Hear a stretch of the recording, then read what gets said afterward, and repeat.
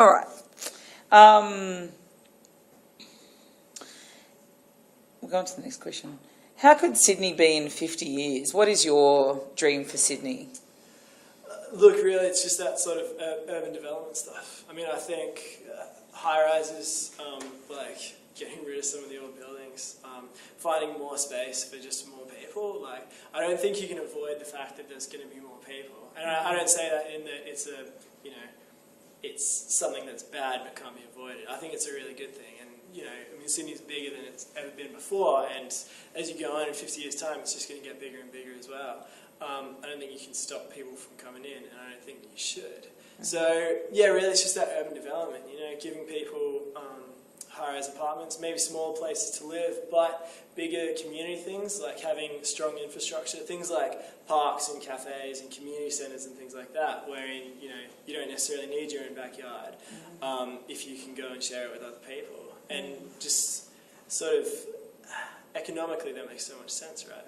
Like, yeah, no one uses their backyard all the time, and so if you can have a big shared one where everyone can sort of use it whenever they want. So you don't need a really nice home if you're not home a lot, if that makes sense. Yeah, no, that's a very interesting, I think that's an interesting comment from the point of view that a lot of people see their home as a place to escape to from the city in some way, and yet we don't occupy our homes anywhere near as much as what we'd like to think.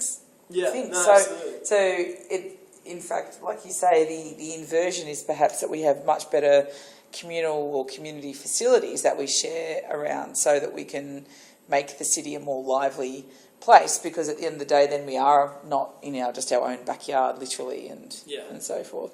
I mean, do you think, thinking about all those things and maybe from your own experiences, do you need money or ideas, collaborators or collaborations, or what's going to make this happen? Or is it in fact the opportunities to advocate or be an activist for these things, you know, to improve the city? Is it any one of those that's going to do it, or is it a combination, or how do you see it?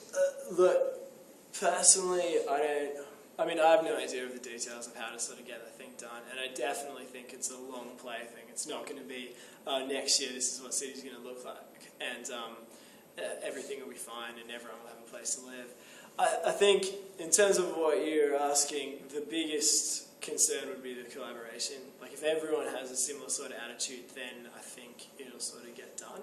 But I don't know, at this point in time, I think a lot of people are more, you know, look, I really need my house in the suburbs and I need a big house. And it might be hypocritical because that's absolutely how I grew up, right? I mean, I lived in a big house with a big backyard and friends who had swimming pools and all that kind of thing. But now as I grew up and you sort of get to be part of this global community with sort of social media and things like that, and you look at other cities around the world that can have these sort of massive cultural, like they're these huge cultural hubs of places, like you take Paris or New York or something like that, and if you look at like the sort of nitty-gritty of their streets, it's exactly what it looks like. It's this big, like urban, built-up environment where if you stand on the street and it can look really dirty and filthy and sort of not very nice, but it's not really what people think of, and it sort of works. Like, it's a lot of people, and it's a lot about community and culture and everything sort of being mixed together in this huge melting pot,